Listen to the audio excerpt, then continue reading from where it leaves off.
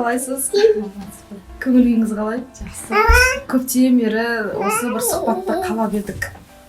Үйіңізге келіп, дастарханыңызды жайып, бізді қонақ ретінде қарсы алып жатсыз. Сіздің енді жұмысыңыз өнердің ең күрделісі болып саналады екен. Өзіңіз айтып түсіндірсеңіз, ең бірінші неден бастайсыз?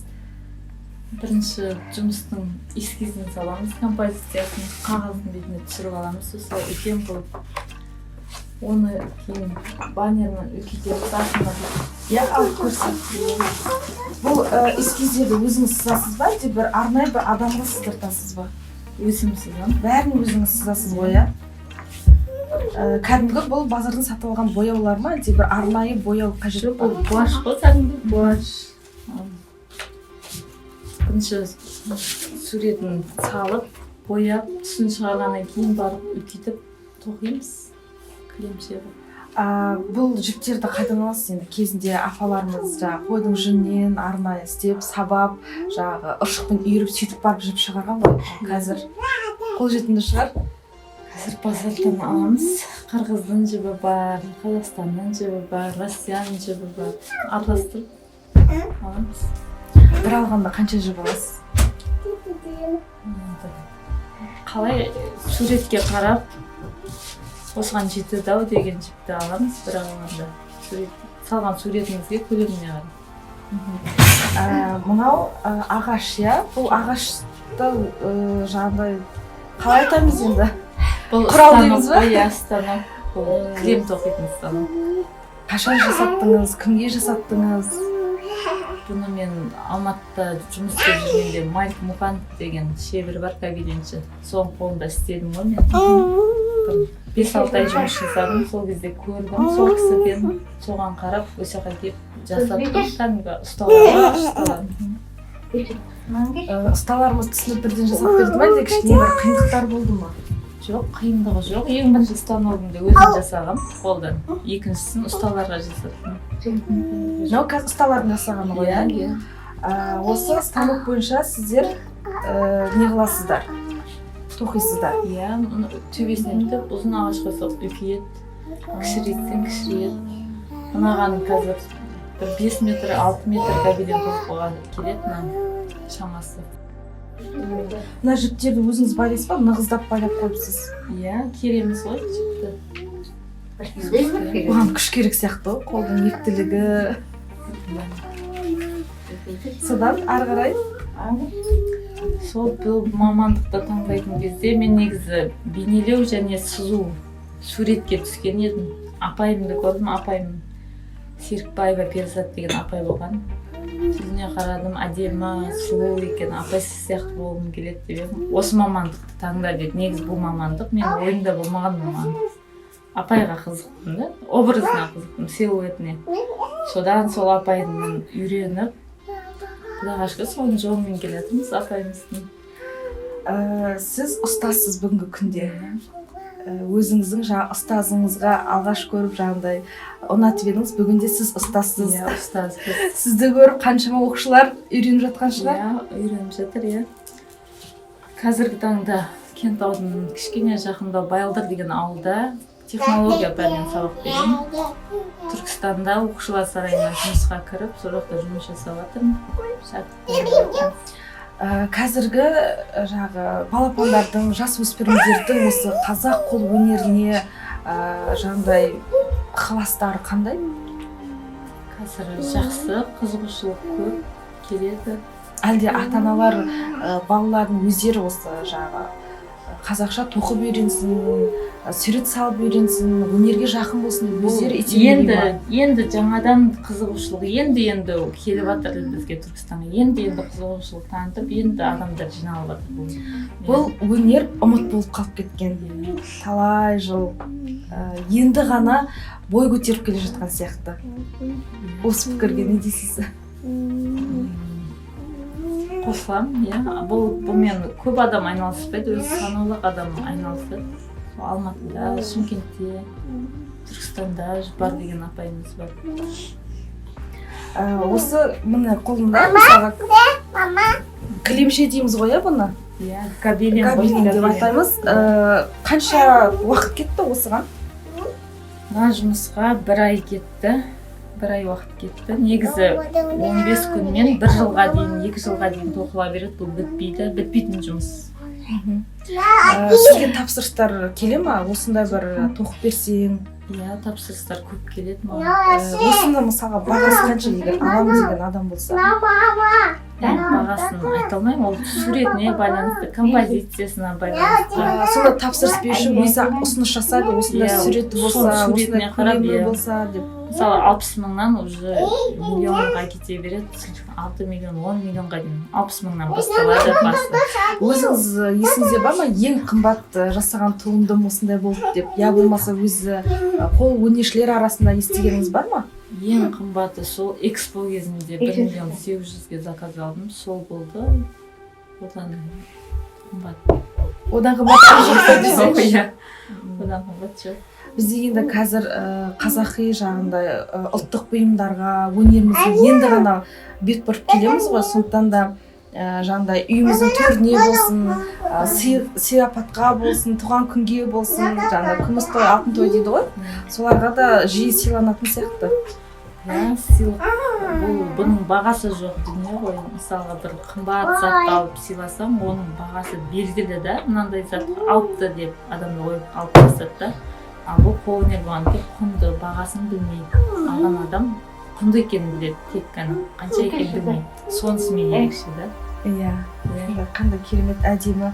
Бұны жусаң да ештеңе етпейтін шығар? Әлде бұны арнайы тазалаудың жылдары бар ма? Шаң сорғышпен сорады, кішкене сулап сүртсе болады. Сіздің мына жұмысыңыз ғасырдан ғасырға кететін сияқты, өзінің өңін жаңа бермейтін, осы күйінде. Жүннен таза жүннен жасалған. Бұлар бөлінеді ғой, еще синтетика, шерсть, таза жүннен жасалған. Синтетикамен жасалған жұмыс. Бұны сіз тапсырыспен ба, әлде қалай шабытыңыз келіп тоқып жатсыз ба? Көңіл күйім болмағанда осылай тоқимын мен үйде. Хобби ғой, былай қарағанда үйде отырып. Негізі осы тоқыма өнерін жаңағы психологтар да айтады, жүйкені басады, миды тыныштандырады. Сол жағына қалай? Өзіңізге мамансыз ғой, соны енді айтып өмір өтіңізші. болғанда неше түрлі оқиға болады, сол кезде. Білмеймін, өзіме ұнайды, тоқып отырамын, бәрін ұмытасың. Бұған жаңағыдай оңай емес дейді. Ona кішкене математикадан хабарың болу керек, дұрыс есептеуің керек деп жатады, шатаспауың керек. Иә, мен оқушыларыма үйреткенде үнемі бірінші сурет салған адам гобеленщик деп айтамын. Сурет салмаған адам ол әшейін тоқымашы деп түсіндіремін да. Ең бірінші мен түстанудан, түс шығарудан үйретемін, сызық сызудан үйретемін. Содан кейін барып тоқуды үйретемін. Көбісі түсінбейді, келеді да, тоқуды үйрет деп отырады.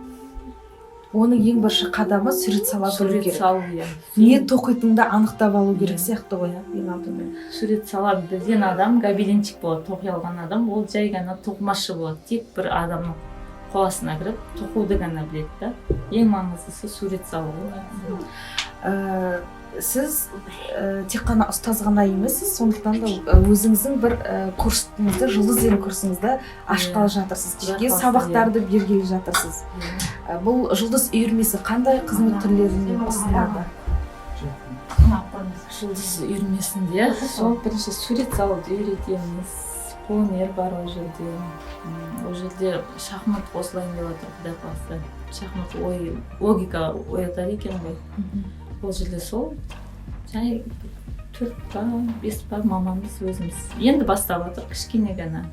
Иә, мен жаңа қазақ қолөнершілерін бағалайтын, қадірлейтін себебім жаңағы жастар өзінің тарихын, жаңа ата-бабамыз, әсіресе қыздар мысалға немен айналысқан, біздің мысалға апаларымыз, әжелеріміз соны білу керек сияқты, бойларына сіңіріп өсу керек деп ойлаймын. Сондықтан да бір ұлттық идеологиясы бар құнды дүниені сіздер біздің жаңағы жас балаларымызға, жас өспірімдерімізге, балапандарымызға сіңіріп жатырсыздар. Сондықтан да жаңағыдай өте бір қалай айтсам екен, қадірлі мамансыз мен үшін. Мен өкінбеймін осы мамандықты таңдағаныма. Негізі мен бұл мамандықты таңдайтын кезде түсіме елбасын көрген мен. Елбасымен шахмат ойнап елбасын ұтқан екенмін түсімде. Ертесіне мен осы оқуға түстім. Яғни бұл қазақ қол өнерінің өзіндік бір қасиеті бар болып тұр ғой. Екінің бірі жіпті алып тоқи бермейтін болып тұр ғой. Сіз мысалға түстеп айтып қалдыңыз, осы бір алдын ала жағы тоқитын жұмыстарыңызды түсіңізге ене ме, аян бере ме? Кейбір қол өнершілер сөйтіп шабыттанамын дейді. Негізі мен түсімде бір көп бір үйді құмырсқа басып кетсе, маған бір үлкен бір заказ түседі негізі. Мен байқадым, бір-екі рет байқадым, әйтеуір түсімде құмырсқа көрсем, үлкен бір яғни байлық келеді. Соны өзім байқадым енді. Енді Мейрамкүл, сіздің тағы басқа жұмыстарыңызға барып, өзіңізден енді мастер-класс алайын, мен де бірдеңе үйреніп кетейін сізден. Қазір мен эпоксидная смола деген қазір мода болып жатыр ғой, көріп отқан жастар. Соған қызығушылық танытып, енді үйреніп жүрмін, сіздерге де үйретемін. Мастер-класс көрсетіп. Жақсы, рахмет.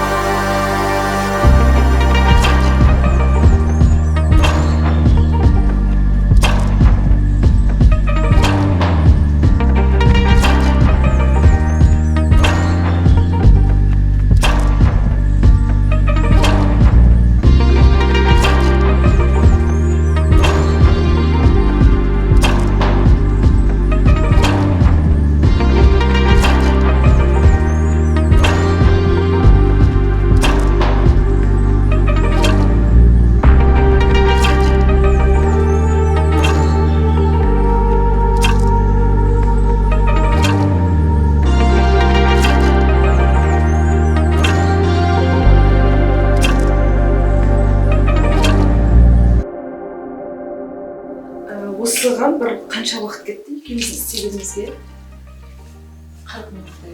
40 минуттай уақыт кетті. Осы 40 минуттың ішінде бұл қазір енді Ресейден келіп жатқан өнер ғой. Жалпы жүйкені тыныштандыратын, басқа бір күйге, басқа бір әсер алатын өнер екен. Мына небір ашық түсті бояулар кәдімгідей көңіл күйіңізді көтереді. Бұл балаларға емес, ересек жандарға арналған. Сондықтан да Мейрамкүл маманға келіп міндетті түрде жазылыңыздар, міндетті түрде мастер-класс алыңыздар. Мейрамкүл, сіздің өнеріңізден алған туындыңыздан жасаған әсерімді айтып жеткізе алмаймын. Көп рахмет. Өзіңіз енді камераға қарап түйін өзіңіз қойыңыз бағдарламаны. Бағдарлама қандай? Кәсіп медиа. Менің масканы алу керек. Кәсіп медиа ма? Оны алып жүріңіз, кәсіп медиа. Кәсіп медиа орталығына алғыс айтқым келеді. Осылай кәсіпкерлерді суретке түсіріп, танытып жатқанға. Мен өзім үйірмеме шақырғым келеді. Келіп, ата-аналарды, үлкен аналарды уақыт бөліп, стресске түскен адамдар стресстен шығатын кішкене қасиеті бар. Өйткені не сабатқан білмейді адам. Істеп жатып кейін көреді да, көрген дүниесіне қуанады. Сол сіздерге алғыс айтқым келеді, қуаныштымын. Міндетті түрде келіңіздер, мастер-классқа қатысыңыздар, бізбен бірге болыңыздар. Жаста болыңыздар.